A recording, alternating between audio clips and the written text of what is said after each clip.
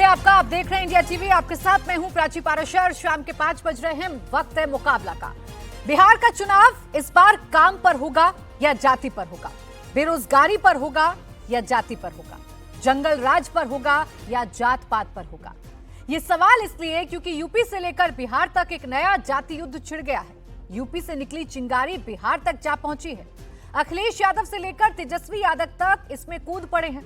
अब कथावाचक मामले पर सियासी पटकथा लिखी जाने लगी है। यादव समाज से लेकर ब्राह्मण समाज तक के लोग सड़कों पर उतर गए हैं।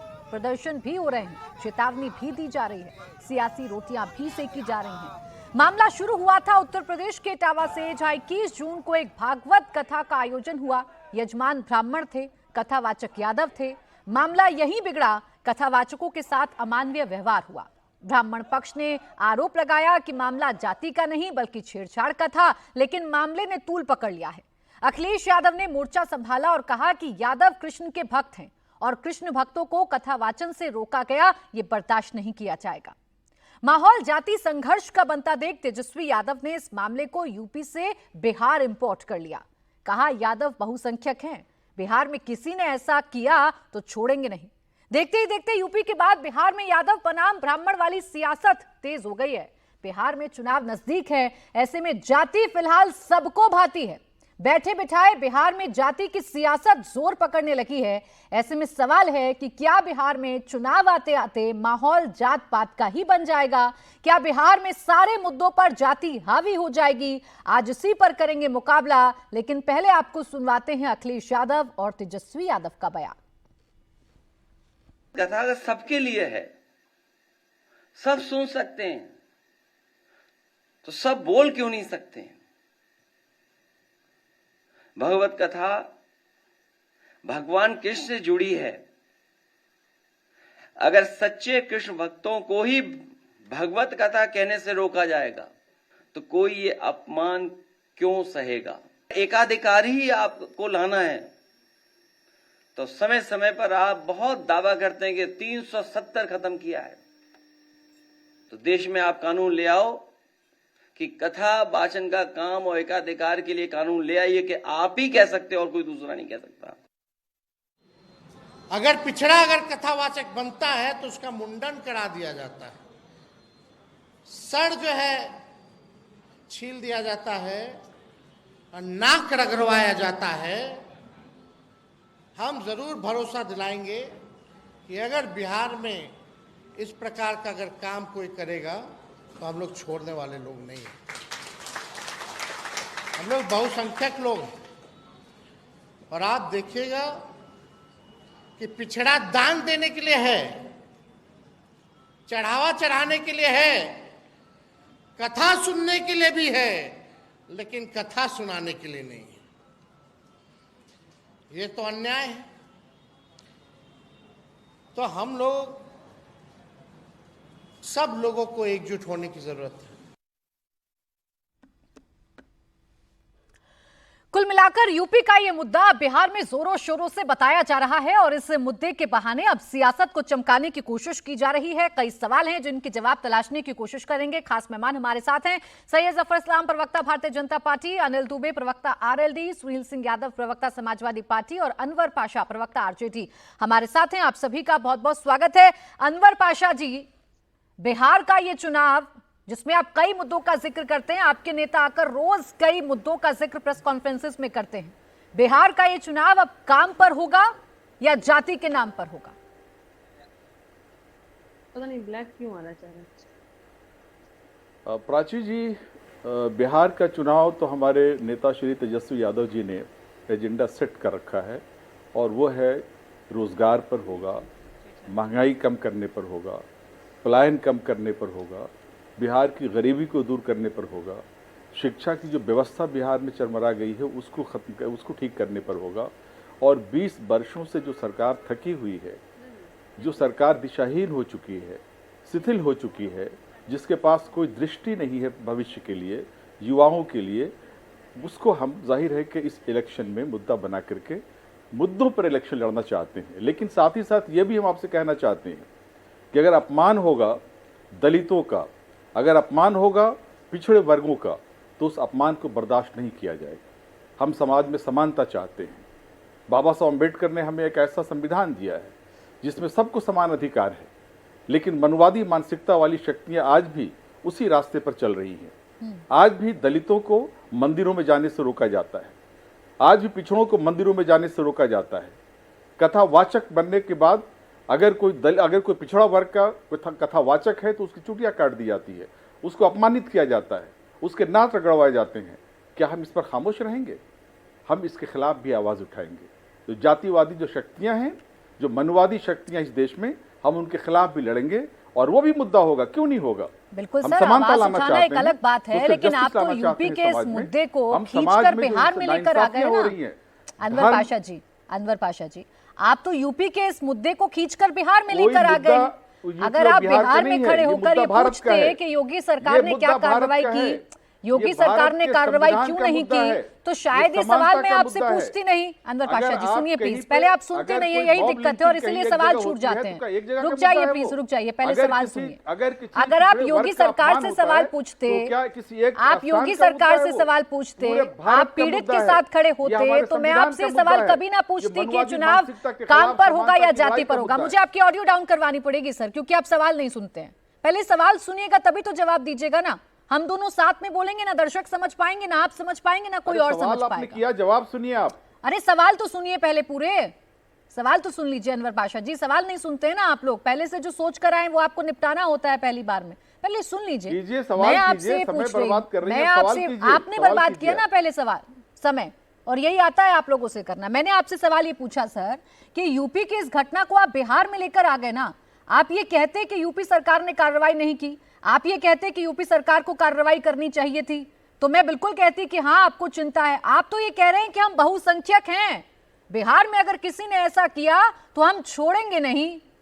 आप तो धमका रहे हैं ना, आप तो जातीय संघर्ष में कन्वर्ट कर रहे हैं सिचुएशन को, वो भी बिहार में।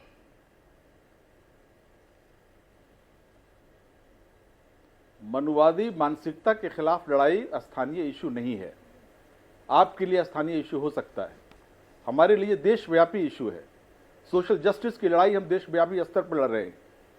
किसी भी तरह का अगर अपमान होता है दलित वर्ग का, शोषित वर्ग का, पिछड़े वर्ग का, तो वो किसी एक स्थान का इशू नहीं रह जाता, वो पूरे देश का इशू है। पूरे देश को उसके खिलाफ खड़ा होना चाहिए, पूरे देश में उसके खिलाफ आवाज उठनी चाहिए, पूरे देश में अभियान चलाना चाहिए। बिहार में भी चलेगा, यूपी में भी चलेगा, मध्य प्रदेश में भी चलेगा, दिल्ली में भी चलेगा, हरियाणा में भी चलेगा।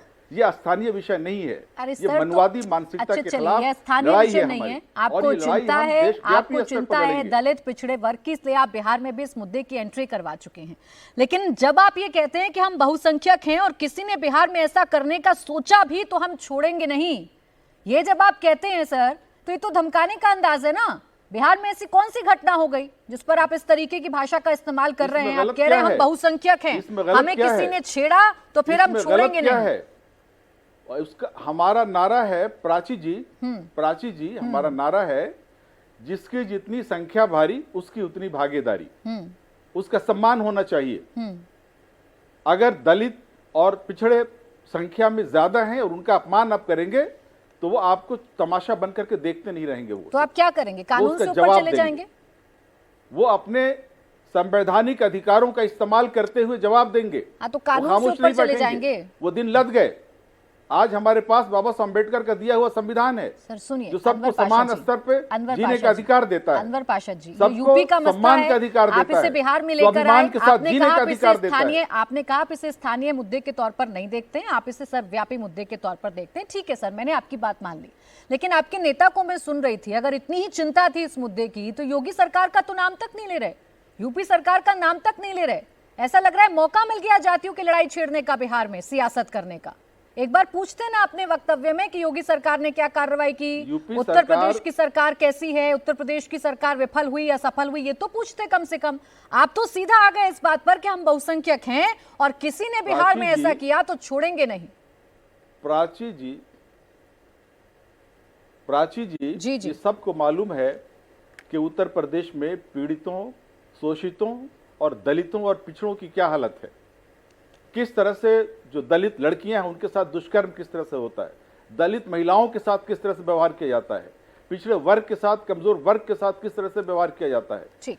उसके बारे में कोई आशा योगी जी की सरकार से नहीं है, कोई उम्मीद योगी जी की सरकार से नहीं है। ठीक है, मैं जवाब कोई ले लेती हूं। कार्रवाई उन पे नहीं कर सकते। मैं जवाब ले लेती वो हूँ। सिर्फ सैयद बुलडोजर जफर इस्लाम चलाएंगे जी, कमजोर लोगों के घरों पे। सैयद जफर इस्लाम जी, बुलडोजर चलाएंगे आपके राज्यों में अल्पसंख्यकों ही के घरों पर जहां जहां और आपकी संरक्षण सरकारें होती देंगे हैं उन ऊंची राज्यों में ही जातियों ऐसी को, घटनाएं क्यों होती ऊंची हैं जातियों को कि संरक्षण विपक्ष को भी देंगे, मौका मिलता ऊंची है और जाति आपकी के सरकार गुंडों की को कार्यशैली संरक्षण पर भी देंगे, सवाल खड़े हो ऊंची जाते हैं। जाति के रुक माफियाओं जाइए को पाशा जी संरक्षण की आवाज देंगे। डाउन करें, बोले। जरा चुप कराइए इनको इनको देखिए प्राची जी, सबसे पहली बात आपका जो आज का मुद्दा है कि क्या जाति के बेसिस पे इलेक्शन होगा या फिर हम अपने इलेक्शन लड़ेंगे या फिर काम जो किया हमने उस पर इलेक्शन लड़ना है।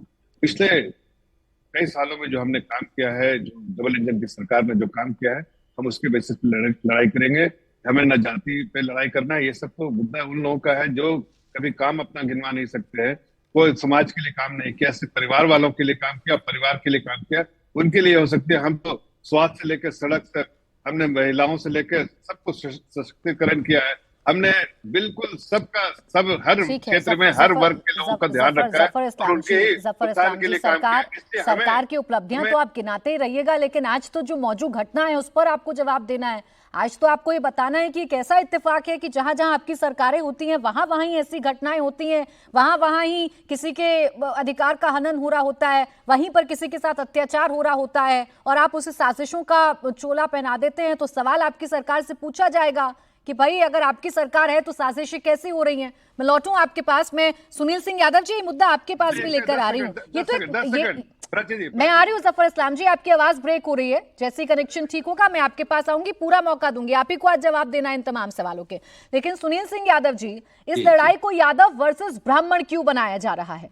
ये जो लड़ाई है या ये जो घटना है, इसे ऐसे क्यों नहीं देखा जा रहा कि अमानवीय कृत्य हुआ है और यहाँ कठोर से कठोर कार्रवाई होनी चाहिए?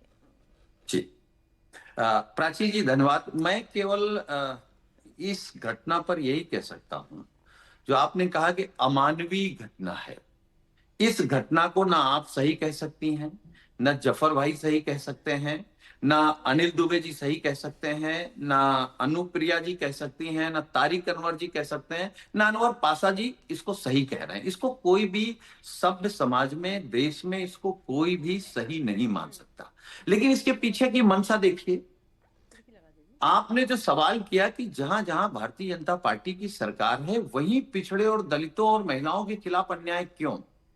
क्योंकि बीजेपी के जब आप मूल में जाएंगे, इनके चरित्र में जाएंगे या इनके स्वभाव में जब जाएंगे, तो ये बाबा साहब के दिए हुए संविधान के खिलाफ है। मनुस्मृति को जमीन पर लागू करने की इनकी पुरानी मंशा है। अगर ये संविधान को मानते तो ये कोई व्यक्ति, क्या संविधान को मानने वाला व्यक्ति कह सकता है कि नहीं आप कथा सुन सकते हो? कथा सुना नहीं सकते।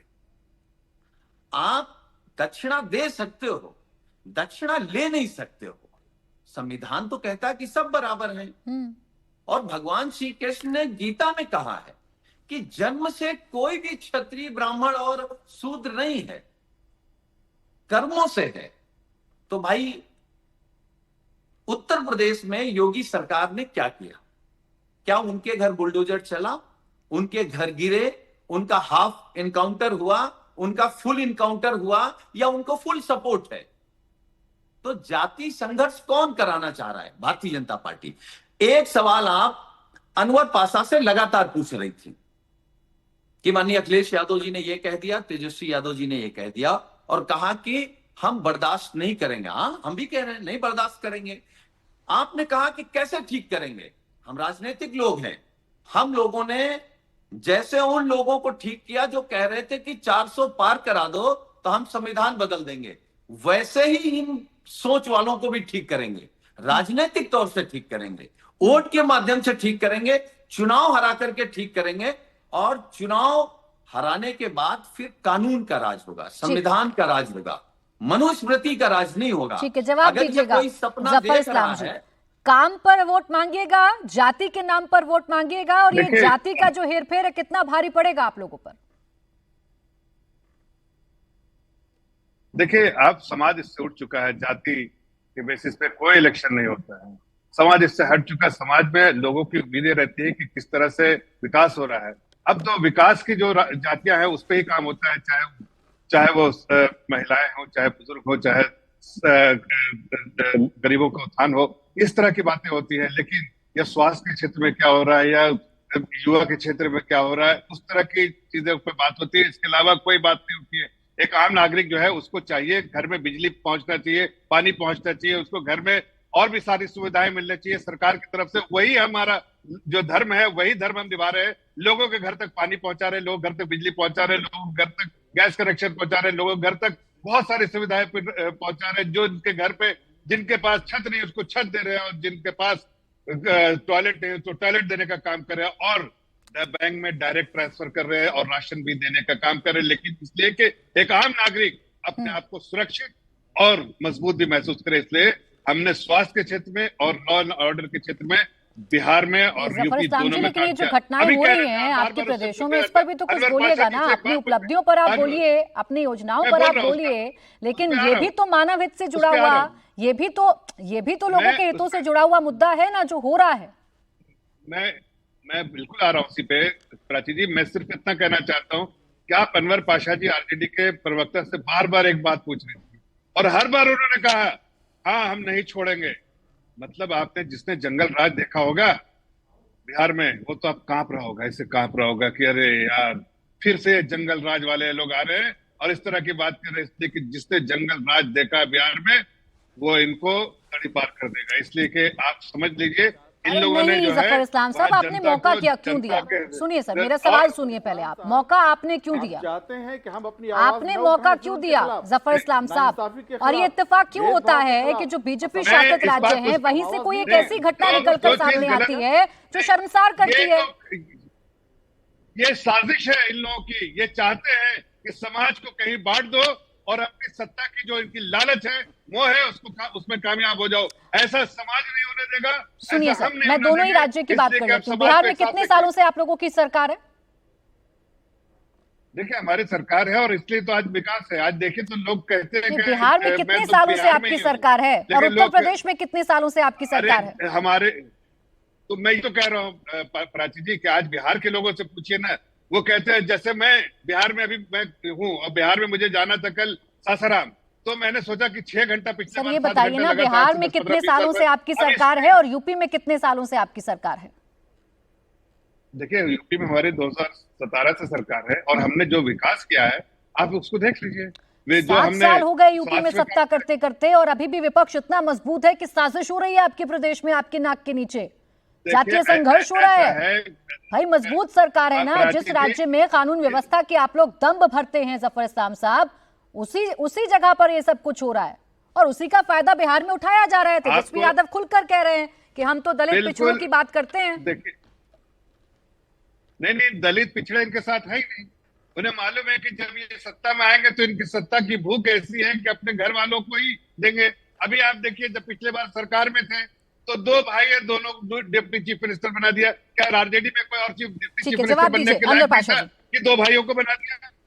अनवर पाशा जी जवाब। यही मानसिकता है, एक मौका मिल गया। अनवर पाशा जी रुक जाइए, अब रुक जाइए। इस्लाम साहब को अनवर पाशा जी क्या मौका मिल गया कि जातियों के पिच पर आकर खुलकर आप लोग चुनाव कर सके, खुलकर आप चुनावों में कॉन्टेस्ट कर सकें? बिहार के वो मुद्दे जिनके लिए आप चिंतित रहते हैं वो अब सब हवा हवाई हो जाएंगे?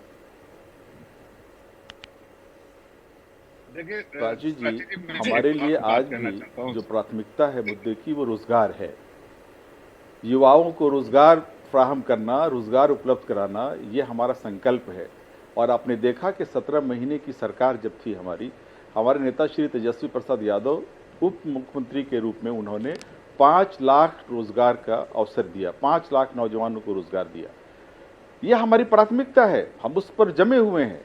लेकिन साथ ही साथ समाज में अगर असमानता पैदा करने की कोशिश की जाएगी, उत्पीड़न किया जाएगा अगर दलितों का, पिछड़ों का, तो हम उसके खिलाफ खामोश नहीं रहेंगे, लड़ेंगे। और हम राजनीतिक तौर पर लड़ेंगे, हम संवैधानिक तरीके से लड़ेंगे, जवाब देंगे, खामोश नहीं बैठेंगे। ये भी संकल्प हमारा है। सोशल जस्टिस भी हमारा संकल्प है सबको समानता का अधिकार मिले, ये भी हमारा संकल्प है। इसके लिए भी हम लड़ेंगे, खामोश नहीं बैठेंगे। बताइए अनवर पाशा जी, बिल्कुल ठीक है अनवर पाशा जी, आप लड़ेंगे तभी तो आपसे मैं सवाल पूछ रही हूँ कि दो चेहरे लेकर आरजेडी चल रही है ना। एक में आप बात करते हैं कि आपको विकास की बात करनी है, आपको रोजगार की बात करनी है, आपको जंगल राज पर बात करनी है, और जो असली चेहरा है वो वही है कि जातियों का पास फेंकिए, जातियों का जाल फेंकिए और ले आइए अपने वोट बैंक को अपने साथ। प्राची जी, आपने देखा कि पिछले विधानसभा में किस तरह से हमारे नेता ने जो मुद्दे उठाए वो जनता से जुड़े हुए मुद्दे थे। अभी भी हम जो मुद्दे उठा रहे हैं वही मुद्दे हैं।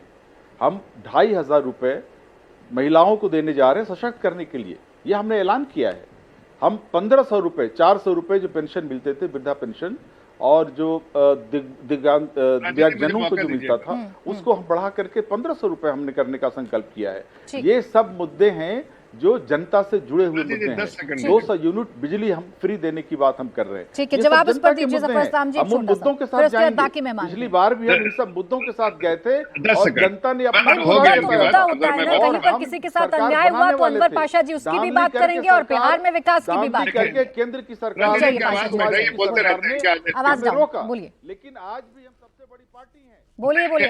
ऐसा है प्राची जी, ऐसा है कि इनसे एक सवाल कीजिए, क्या इनके पार्टी में या आरजेडी में या फिर सुनील भाई से पूछ लीजिए कि क्या इनके पार्टी में कोई और परिवार से हट के कोई नहीं। आप जरा देखिए, हर लोग मेंबर ऑफ पार्लियामेंट क्यों भाई? क्या एक परिवार में ही सब मेंबर ऑफ पार्लियामेंट बनने के लायक है? बाकी लोग नहीं बनने, जिनको वो सब परिवार से जाते हैं, चाहे आरजेडी हो चाहे यहाँ हो। और दूसरी बात, आप जरा इनसे पूछ लीजिए कि क्या इन्होंने जिस तरह से धमकाया है तो जनता देख नहीं रही है? हाँ, गलतियां हो सकती हैं समाज में, इनकी साजिशें रच रहे हैं, जिन्होंने साजिश रचा उनको तो हम सख्ती से निपट लेंगे। चलिए ज़फर इस्लाम जी, बड़े भोले हैं आप और बड़ी भोली है आपकी सरकार। कमाल है सर, बड़ी भोली है आपकी सरकार और बड़े भोले हैं आप। यहाँ 20 साल से ज्यादा का शासन हो गया बिहार में और यूपी में 7 साल का शासन हो गया। सशक्त सरकार है यूपी में, आपकी कानून व्यवस्था का दम भरते हैं आप। साजिशें हो रही हैं आपके नाक के नीचे और आपको पता नहीं चलता है। जातीय संघर्ष की साजिश रचती जाती है आपके नाक के नीचे और आपको पता नहीं चलता। ऐसी घटना हो जाती है सर, किसी का सर मुंडवा दिया जाता है, कोई किसी पर आरोप लगा देता है, ये तो आपको सोचना होगा। सुनील सिंह यादव जी, एक छोटा सा जवाब, फिर अन्य मेहमान के पास जा रही हूँ। देखिए प्राची जी, जफर भाई ने एक बार भी इस घटना की निंदा नहीं की और सरकार की विफलता नहीं मानी है, कानून व्यवस्था की विफलता नहीं मानी है। अगर आप उस पर कुछ नहीं बोल रहे हैं तो इसका मतलब डायरेक्ट इनडायरेक्ट आप उनको मदद कर रहे हैं। आप उत्तर प्रदेश ही नहीं, बिहार ही नहीं, पूरे देश को जातीय संघर्ष की तरफ ले जा रहे हैं। हम कह रहे हैं ये साजिश करने वाले लोगों को देखेंगे हम। अरे मेरी बात सुनील भाई, मैंने यही कहा। अरे मेरी बात सुन लीजिए, बात सुन लीजिए। अच्छा, आपके पास उन ग्रुप में सुन लीजिए जफर भाई, सुन लीजिए जफर जी। जब आपके पास जफर भाई जवाब नहीं होता है तब आप परिवार की बात करने लगते हैं। उत्तर प्रदेश में आपसे ज्यादा पिछड़े सांसद समाजवादी पार्टी के हैं, आपसे ज्यादा दलित सांसद समाजवादी पार्टी के हैं, आपसे ज्यादा अलग अलग बिरादरी के सांसद समाजवादी पार्टी के हैं। तो हम लोग पीडीए के नारे के साथ सभी लोगों के बीच काम कर रहे हैं, आप उलझाइए नहीं। लेकिन सुनील सिंह यादव जी, अगर बिहार में चुनाव से ठीक पहले कोई नेता ये कहेगा कि हम बहुसंख्यक हैं, अगर बिहार में ऐसा कुछ हुआ तो हम छोड़ेंगे नहीं, ये धमकी नहीं तो क्या है? प्राची जी, क्या बिहार में पिछड़ा बहुसंख्यक नहीं है? और अगर पिछड़ा बहुसंख्यक है तो क्या वो कोई भी व्यक्ति, मैं तो कह रहा हूं कोई भी व्यक्ति, क्या इस तरीके का अपमान की चोटी काट दी जाए, सर मुड़वा दिया जाए, चटवाया जाए, पैर छुआए जाए, सर पैर पे रखवाया जाए? ठीक कह रहे हैं आप सुनील सिंह यादव जी, लेकिन कानून कार्रवाई करेगा या जो बहुसंख्यक हैं वो अपने हाथ में कानून लेंगे? देखिए प्राची जी, हमने ये नहीं कहा कि जिन्होंने कानून तोड़ा है उनकी हड्डी तोड़ी जाएंगी। हमने कहा कि हम राजनीतिक लोग हैं, हम राजनीतिक तौर पे बदला लेंगे, राजनीतिक तौर पे ठीक करेंगे। बिहार का ये चुनाव अब काम से ज्यादा जातियों पर आ गया है, जाति की बात खुलकर की जा रही है बिहार के इस चुनाव में। प्राची जी, मैं एक बात तो स्पष्ट कर दूं कि माननीय मुख्यमंत्री जी के नेतृत्व में जो 2 दशकों का सरकार है, निश्चित तौर पे माननीय मुख्यमंत्री जी जात और जमात की धर्म की राजनीति नहीं करते हैं, वो जमात की राजनीति करते हैं। अगर बिहार को आगे बढ़ना है तो सभी वर्गों का विकास होगा, और इसी एजेंडे पे मुख्यमंत्री जी काम किए, और तभी बिहार की जनता उन पर विश्वास भी जता रही है। आपने कहा कि बिहार में जाति की एजेंडा बना दिया गया है, तो आरजेडी से आप उम्मीद भी क्या कर सकती हैं?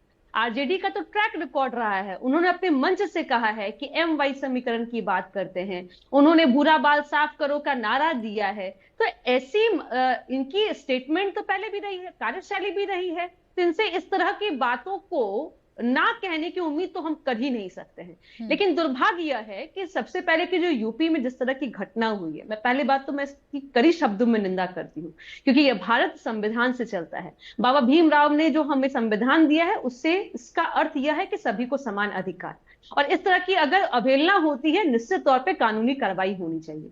लेकिन एक तरफ ये बाबा भीमराव का अंबेडकर का हवाला देते हैं, लेकिन आदरणीय लालू प्रसाद यादव जी उनके चित्र के सामने में अपने पैर पे पैर चढ़ा के बैठे रहते हैं, उस चित्र को नमन करने से भी घबराते हैं, और अपना एक रौब दिखाते हैं कि उनके आगे कोई नहीं है। जिसके दिल में दिमाग में राज्य शासन भरा हुआ हो, जिसको यह समझ में आती हो कि कार्यकर्ता जनता इनकी एक जागीर हो, और कैसे कई उदाहरण है, इन्हीं के लालू प्रसाद यादव जी के ही सुपुत्र हैं तेज प्रताप यादव जी, जिन्होंने मन से अपने कार्यकर्ता को धक्का दिया। तो इनका एक दिखावा है, और ये कहते हैं बहुजन बिहार निश्चित तौर पे इनके इन स्टेटमेंट से घबराने वाला नहीं, क्योंकि तय हो चुका है प्राची जी, और आज नहीं तय तो हुआ। अनुप्रिया जी, अगर 2005 में हमने दलित पिछड़ा की बात अगर तेजस्वी यादव करते हैं तो क्या गलत करते हैं? अगर वो सब जातियों की बात तेजस्वी यादव करते हैं तो क्या गलत करते हैं? आप मुझे बताइए ना, बिहार का ये चुनाव क्या वाकई काम के नाम पर हो पाएगा, या जातियों के जाल में फिर से बिहार उलझेगा? निश्चित तौर पे बिहार की जनता उस जंगल राज को देख करके बहुत आगे बढ़ गई है, और उन्होंने सुशासन देखा है। देखिए, आपने 2 दिन पहले भी राघोपुर से जहां आते हैं तेजस्वी यादव जी, जहां के वो कैंडिडेट हैं, वहां की जनता बाढ़ के कारण राजधानी से 6 माह दूरी रहती थी, उसके विकास की मुख्यधारा से जुड़ नहीं पाता था। लेकिन मुख्यमंत्री जी ने आज 6 लेन का पुल दिया है, आज उसको हॉटलाइन बना दिया है। तो लगातार जो कार्य है, विकास की धारा जो बिहार में बह रही है। और प्राची जी, हमने 2020 में एक बात मैं आपको कहना चाहूंगी, यहाँ पे अनवर पाशा जी एक बात कह रहे थे कि उन्होंने कहा कि तेजस्वी जी 17 महीने की सरकार थी और उन्होंने 5 लाख नौकरी दी। थोड़ा मुझे बताइए, अगर मैं अज्ञानी हूं, यहाँ बैठे बहुत सारे ज्ञानी हैं, ये बताएंगे ये क्या एक मुख्यमंत्री का कार्य क्षेत्र होता है या उप मुख्यमंत्री का होता है? संवैधानिक रूप से जवाब दीजिए ना अनवर पाशा जी। एक चीज प्राची जी, हमने 2020 में लोकसभा चुनाव में जनता से वादा किया कि 10 लाख, एक छोटा जवाब इस पर दीजिए ना अनवर पाशा जी। क्या चुनाव नजदीक आ रहा है इसलिए बिहार की सियासत में जाति वाला रंग घोला जा रहा है? प्राची जी, अभी हमारी जेडीयू की जो प्रवक्ता है वो ये कह रही थी 5 लाख जो हमने दिया, हमारे नेता ने जो रोजगार दिया, उनको शायद याद नहीं है कि विधानसभा के इलेक्शन में 20 में जब हमारे नेता ने कहा कि हम 10 लाख युवाओं को रोजगार देंगे, तो उपहास उड़ाते हुए श्री नीतीश कुमार जी ने कहा था कि कहाँ से लाएगा पैसा, क्या अपने बाप के घर से लाएगा 10 लाख रोजगार देने के लिए? उसी हमारे नेता ने, तेजस्वी यादव जी ने मजबूर कर दिया। जो विभाग हमारे पास थे, शिक्षा विभाग हमारे पास था, स्वास्थ्य विभाग हमारे पास था, टूरिज्म का विभाग हमारे पास था, हमने 5 लाख युवाओं को रोजगार दिया इन विभागों से। नियुक्ति के लिए क्या वैकेंसी तेजस्वी जी के कलम से निकला था? ये सच नहीं है क्या? एनडीए की सरकार है, ये सच नहीं है क्या? 20 वर्षों से आप सत्ता में हैं, 20 वर्षों से, और 20 वर्षों से लगातार बिहार की जनता को 20 वर्षों से आप मनवादी शक्तियों की गोद में बैठी हुई हैं, सत्ता में हैं। आज बिहार नंबर 1 पे है बेरोजगारी में, पलायन में नंबर 1 पे है, महिला उत्पीड़न पे नंबर 1 पे है, हत्या में नंबर 1 पर है बिहार। ये देन है 20 वर्षों की सरकार की, जनता के साथ भी शायद ये देन है आपके 20 वर्षों की लेकिन यहाँ सरकार तो जातीय संघर्ष में उलझाने की कोशिश हो रही है। तारिक अनवर जी, आपकी पार्टी का तो उदय ही इस नारे के साथ हुआ है कि जात पर भी वोट देकर देख लिया, मंदिर पर भी वोट देकर देख लिया, अब आइए स्कूल पर, शिक्षा पर वोट दीजिए। जब बिहार में बात जातियों की होगी तो कैसे चमकाइएगा अपनी सियासत को? देखिए प्राची जी, जन स्वराज का जो उदय है वो किसी जातीय एजेंडे के तहत नहीं है, और हम लोग राजनीति चमकाने नहीं आए हैं। बल्कि जन स्वराज का जो प्राइम जो एजेंडा है वह बिहार में व्यवस्था परिवर्तन का है। तो जाहिर सी बात है कि जब व्यवस्था परिवर्तन के लिए जब हम लोग निकले हैं तो उसमें बहुत सारी अड़चने आएंगी। जाति की जो राजनीति लोग कर रहे हैं, जातीय गिरोह बनाकर जो लोग राजनीति कर रहे हैं, जाहिर सी बात है कि चुनाव के समय में उनके पास जब कोई एजेंडा नहीं होगा, मुद्दा नहीं होगा, तो जाति को मुद्दा बनाएंगे वो। लेकिन कमाल तो इसी में है कि इन मुद्दों से, जातिगत मुद्दों से अलग हटकर बिहार के लोगों को गांव गांव जाकर रोजगार के बारे में, पलायन के बारे में, शिक्षा के बारे में लोगों को हम लोग जागृत करें। और पिछले 3 वर्षों से हम लोग यही कर रहे हैं। आज भले ही अनवर पाशा जी क्रेडिट ले रहे हो कि मुद्दा पलायन का है, रोजगार का है, लेकिन बिहार की जनता बहुत अच्छे से जान रही है कि पिछले 3 वर्षों से गांव गांव में जाकर प्रशांत किशोर जी ने इसको मुद्दा बनाया है। और ये मुद्दा बिहार में इतना प्रभावी हो गया है कि आज विपक्षी दल के लोग भी और जो सत्ता पक्ष के लोग भी इसको मुद्दा बनाने के लिए मजबूर हो गए हैं। तो ये तो पूरा का पूरा क्रेडिट जन स्वराज को जाता है और आदरणीय प्रशांत किशोर जी को जाता है, एक बात। दूसरी बात, जो अनवर पाशा जी लगातार कह रहे हैं जातीय जो मुद्दा बिहार में जो लेकर आ रहे हैं उस पर कह रहे हैं। आप एक बात बताएं कि तेजस्वी यादव जी को आज से 6 महीना पहले या 1 साल पहले ये पलायन क्यों नहीं नजर आ रहा था, ये बेरोजगारी क्यों नहीं नजर आ रही थी, ये अशिक्षा क्यों नहीं नजर आ रहा था? या इतने लंबे टाइम से, लगभग 20 साल होने जा रहा है एनडीए के लोगों को, अगर 20 सालों में अगर आज भी पुल ही मुद्दा है, सड़क ही मुद्दा है, इसका मतलब है कि आपने धरातल पर उन मुद्दों पर काम नहीं किया जिससे समाज में मूलभूत परिवर्तन आ सकता था। अगर आज सबसे ज्यादा महिलाओं का उत्पीड़न हो रहा है, अगर हत्याएं हो रही हैं, अगर अति पिछड़े समाज या दलित समाज के साथ उत्पीड़न हो रहा है, तो इसका मतलब है कि एनडीए गवर्नमेंट ने कुछ ऐसा मैकेनिज्म डेवलप नहीं किया जिससे इसको रोका जा सके। इसलिए बिहार की जनता पूरी तरीके से तैयार है आने वाले चुनाव में विकास को आधार बनाकर, शिक्षा को आधार बनाकर, बेरोजगारी को आधार बनाकर, पलायन को आधार बनाकर। देखिए, ये भी आप ही के साथ, यानी कि विपक्षी पार्टी है ये भी, और ये भी सरकार को कटघरे में खड़ा करती है। सर, सवाल नहीं सुनते आप, पहले सवाल सुनिए, पहले सवाल सुनिए, पहले सवाल सुनिए, सवाल सुनिए सर, सवाल सुन लीजिए, पहले सवाल सुनेंगे तब तो ना जवाब देंगे। वो कह रहे हैं कि आपके पास ये जो जाति का कार्ड है ना, दरअसल फेस सेविंग का कार्ड है। आप जनता को एक बार फिर से मूर्ख बनाना चाह रहे हैं जाति के कार्ड से। मुद्दों से आपका कोई लेना देना नहीं है। प्राची जी, इनको पता है कि पिछले विधानसभा में 2020 में हमारे मुद्दे क्या थे। इन्होंने खुद ही कहा कि 3 साल से हम मुद्दा उठा रहे हैं, पलायन का, रोजगार का। अरे भाई, ये तो हमारा मुद्दा पिछले विधानसभा में हमने बहुत जोर शोर से उठाया। रोजगार का मुद्दा हमने उठाया था, पलायन के विरुद्ध हमने मुद्दा उठाया था, हमने अशिक्षा के खिलाफ मुद्दा उठाया था। तो ये तमाम मुद्दे हम तो पिछले 15 साल से उठा रहे हैं, और पिछले विधानसभा में इन मुद्दों पर जनता ने हमें अपना जबरदस्त सपोर्ट दिया, समर्थन दिया। आपको मालूम है, हम सरकार भले ही नहीं बना पाए साजिश की वजह से, लेकिन हम सबसे बड़ी पार्टी बनकर उभरे। जनता का विश्वास, युवाओं का विश्वास हमारे साथ है, क्योंकि हम जनता के मुद्दे उठाते हैं। उन मुद्दों को लेकर के जनता का विश्वास इसलिए हमारे नेता में कायम है कि हमारे नेता में 5-5 लाख युवाओं को रोजगार देने का करिश्मा करके दिखाया। वो करिश्मा करके दिखाया जिसका आप उपहास उड़ाते थे हमारे नीतीश कुमार। इसलिए युवाओं का विश्वास और दृढ़ हुआ। फिर अनिल दुबे जी में इंतजार कर रहे हैं, उनके पास जा रही हूँ। एक सेकंड रुक जाइए। अनवर पाशा जी, जब जनता आपको साथ दे रही है मुद्दों पर, जब जनता आपके साथ खड़ी है और जब बिहार में बहुत सारे मुद्दे हैं, तो क्यों जातीय संघर्ष का चोला उड़ना? फिर क्यों जातियों के फेर में उलझाना बिहार को? क्या बिना जातियों के बेड़ा पार नहीं होगा? प्राची जी, मैंने आपको शुरू में ही कहा कि हम मुद्दों पर इलेक्शन लड़ रहे हैं।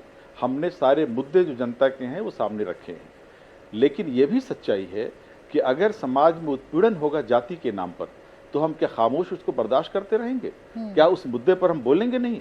उस पर हम स्टैंड नहीं लेंगे? उसके खिलाफ आवाज नहीं उठाएंगे? वो भी हमारे लिए बहुत महत्वपूर्ण मुद्दा है। समानता हमारे लिए बहुत महत्वपूर्ण मुद्दा है। बाबा साहब अम्बेडकर के संविधान ने जो समानता हर नागरिक को दिया है, उसके लिए लड़ना भी हमारा एक बहुत बड़ा मुद्दा है। इसलिए हम उसको भी उठाएंगे, लेकिन हमारे लिए मेन मुद्दे वही हैं जो रोजगार के मुद्दे हैं। भाई, डबल चेहरे के साथ कैसे जी लेते हैं अनवर पाशा जी आप? आपको तनिक भी शर्म नहीं आता है कि आप चैनल के माध्यम से बैठ के आप बिहार की जनता को झूठ परोस रहे हैं? एक जब आप जाति की बात करते हैं, शर्म तो आपको आनी चाहिए कि आप मनुवादी शक्तियों के गोद में बैठी हुई हैं। आप मनुवादी शक्तियों के गोद में बैठी हुई हैं। शर्म आपको आना चाहिए।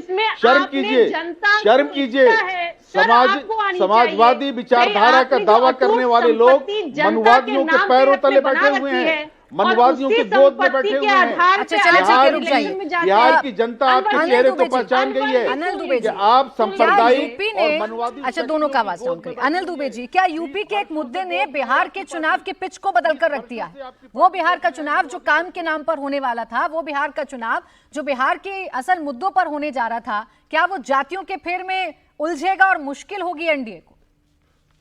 देखिए प्राची जी, ये जातियों के नाम पर उलझाने की बात हो रही है। इटावा में जो कुछ हुआ वो निंदनीय है, उसकी हम भी निंदा करते हैं।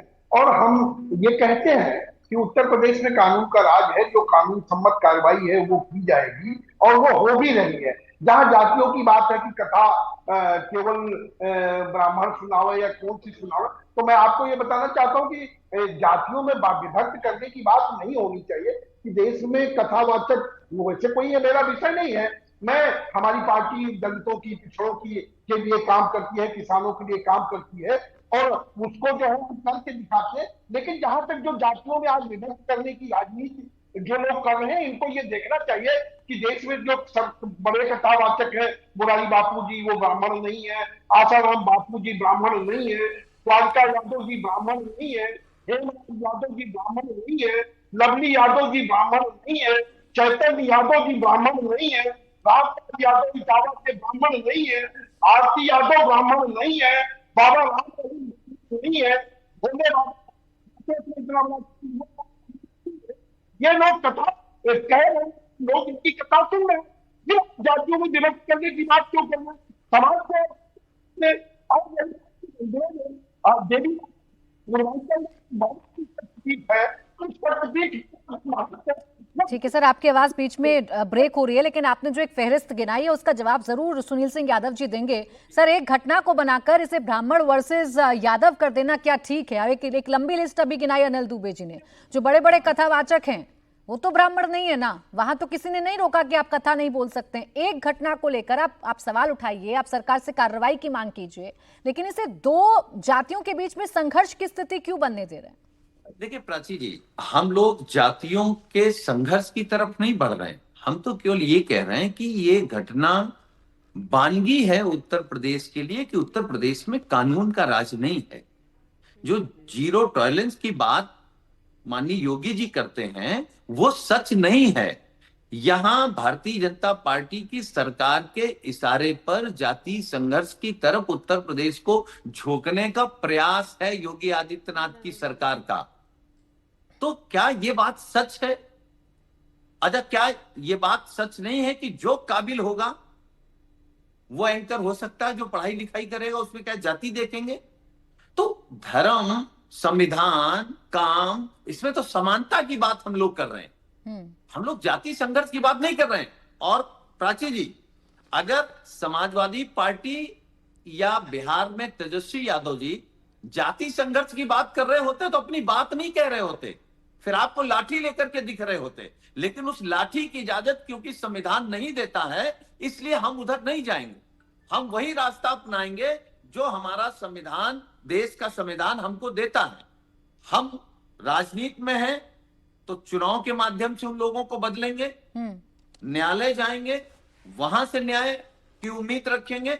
हमको अपने कानून पर, अपने संविधान पर, अपनी व्यवस्था पर हमें भरोसा है। लेकिन हमको भरोसा अगर कहीं नहीं है तो बीजेपी की सरकार में, जो अभी अनिल दुबे जी ने गिनाई लिस्ट है।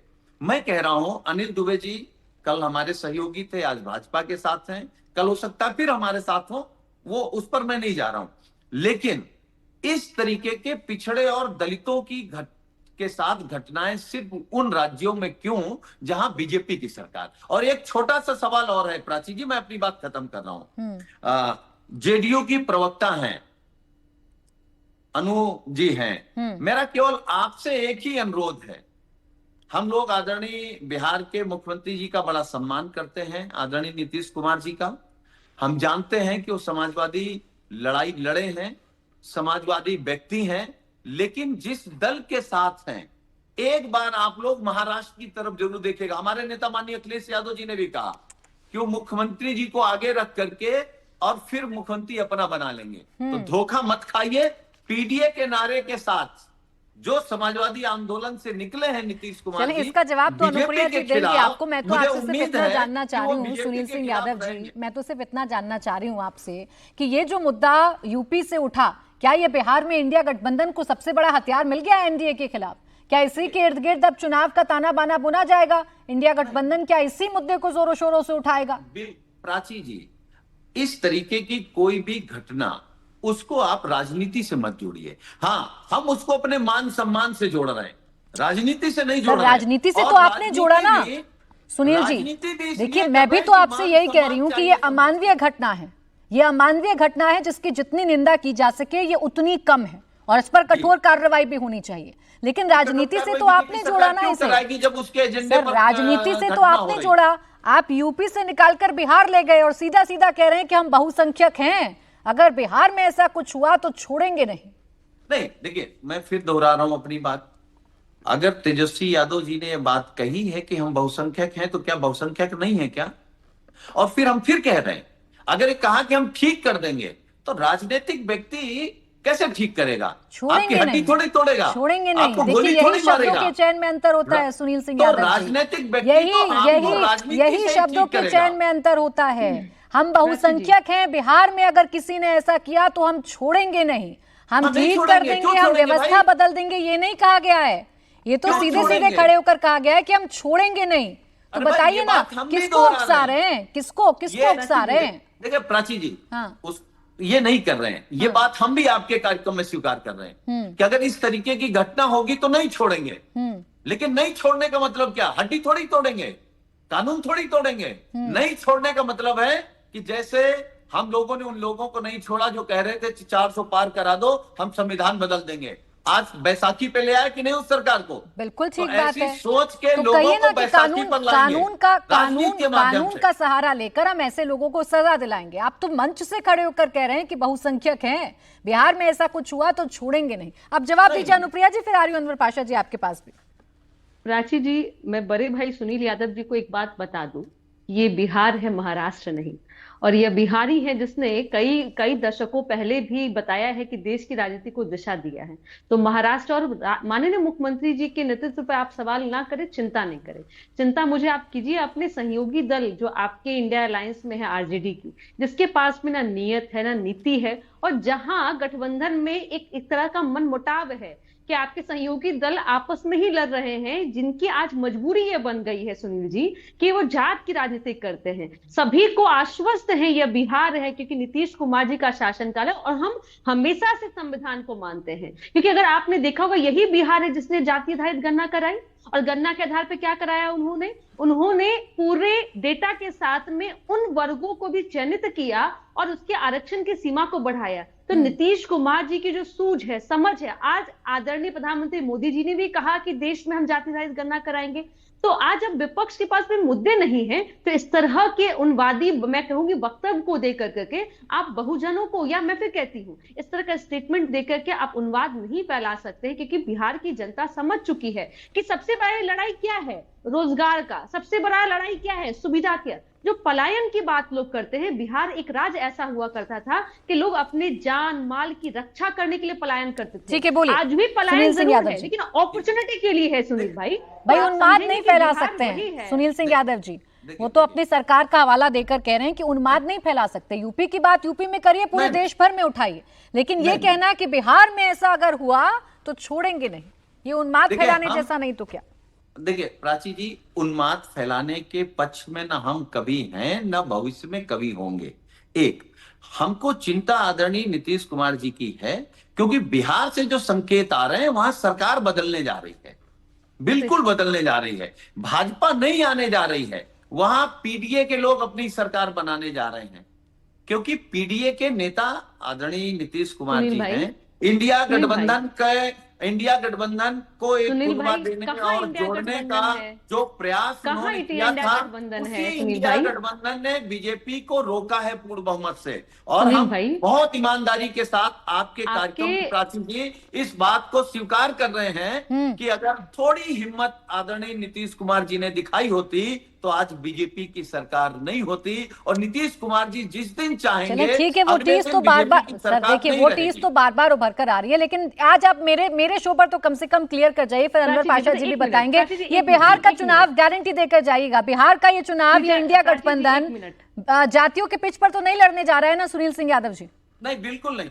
मुद्दे पर लड़ेगा, बेरोजगारी पर लड़ेगा, सामाजिक न्याय पर लड़ेगा, आरक्षण बचाने के लिए लड़ेगा, जातीय जनगणना कराने के लिए लड़ेगा, बाबा साहब के मान सम्मान के लिए लड़ेगा, देश की सीमाओं की सुरक्षा हो उसके लिए लड़ेगा। इन्हीं मुद्दों पर यानी आप ये कह रहे हैं कि कोई भी यादव सरनेम देखकर वोट ना दे, मुद्दों पर वोट दे। सुनील सिंह यादव जी, देखिए आप यही बात क्या दूसरी बिरादरी के लिए कह सकती हैं? सर अभी तो यादव वर्सेस ब्राह्मण हुआ है ना, आप ही लोगों तो ने कहा, ब्राह्मण के लिए क्यों नहीं कहा? इसीलिए मैंने कहा मैं ब्राह्मण के लिए भी कह दूंगी, मैं ब्राह्मण के लिए भी कह दूंगी। चलिए मैं आपके लिए इजी कर देती हूँ, मैं आपके लिए इजी कर देती हूँ, मैं आपके लिए इजी कर देती हूँ।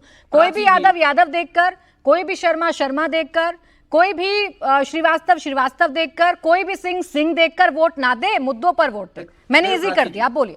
प्राची जी, मैं चाहता हूं कि आप वैसे ही कहें कि कोई अगर बिहार के सारे ब्राह्मण तेजस्वी यादव जी को वोट कर देंगे तो यूपी की इस घटना का असर बिहार में नहीं होगा। ठीक है अनवर पाशा जी, आ रही अनिल जी, आ रही। प्राची जी, अभी अनुप्रिया जी बोल रही थी, अनुप्रिया जी भी बोल रही थी जातीय जनगणना के बारे में, जातीय सर्वे के बारे में, रिजर्वेशन की सीमा बढ़ाने के बारे में। 19 वर्षों से 18 वर्षों से सरकार रही है, भाजपा के साथ बनाया था नीतीश कुमार जी ने सरकार। क्या ये सच नहीं है कि उस 17 महीने में जब हमारे साथ सरकार चल रही थी, हमारे नेता उप मुख्यमंत्री थे, तब जाकर के जातीय जनगणना संभव हो पाया। ये हमारा एजेंडा था, आपका नहीं था, भाजपा का नहीं था एजेंडा। आज भाजपा मजबूरी में, आज भाजपा झांसा दे रही है कि हम कराएंगे, कोई कमिटमेंट नहीं है जातीय जनगणना के लिए, कोई कमिटमेंट नहीं है। हमने 5 लाख युवाओं को रोजगार दिया। आप चुप रहिए, मैंने इंटरप्ट नहीं किया, मैंने इंटरप्ट नहीं किया, आप चुप रहिए, आप इंटरप्ट मत कीजिए, मैं बोल रहा हूँ, मेरा समय है, मैं बोल रहा हूँ। 5 लाख युवाओं को रोजगार देने का काम 17 महीने में हुआ कि नहीं हुआ? ये गलत है क्या? जातीय जनगणना 17 महीने के अंदर हुआ कि नहीं हुआ? हमने असेंबली में सीमा बढ़ाया डेटा के अनुसार, जातीय जनगणना के अनुसार, और उसको बढ़ा करके हमने। चलिए ठीक, इसका मतलब अनवर पाशा जी ये है कि आप लोगों के पास मुद्दे बहुत हैं और आप लोग मुद्दों पर बिहार का चुनाव लड़िएगा। आप भी बता दीजिए अनवर पाशा जी, मेरे शो पर ही बिहार की जनता से अपील कर दीजिए कि जाति देखकर वोट मत कीजिएगा, मुद्दे देखकर वोट कीजिएगा। अनवर पाशा जी, मेरे ही शो पर बता दीजिए, ये अपील कर दीजिए बिहार की जनता से कि जाति देखकर वोट मत कीजिएगा, आप मुद्दे देखकर वोट कीजिएगा। हमारी पार्टी A to Z की पार्टी है। आप नेताओं के नाम गिनवा लीजिए, आप कितने नेता किस जाति के किस पार्टी में हैं, आप हमारी पार्टी का भी गिन लीजिए। सवाल नहीं था मेरा सर, मैंने तो आपसे आप बार-बार मुद्दों की बात कर रहे थे, मैंने आपसे सिर्फ इतना पूछा। अपील कर दीजिए कि मुद्दे पर वोट डलवाइएगा या जाति पर वोट डलवाइएगा। खैर इतना ही वक्त था मेरे पास। आप सभी का बहुत बहुत शुक्रिया हमारे साथ आज की चर्चा में जुड़ने के लिए।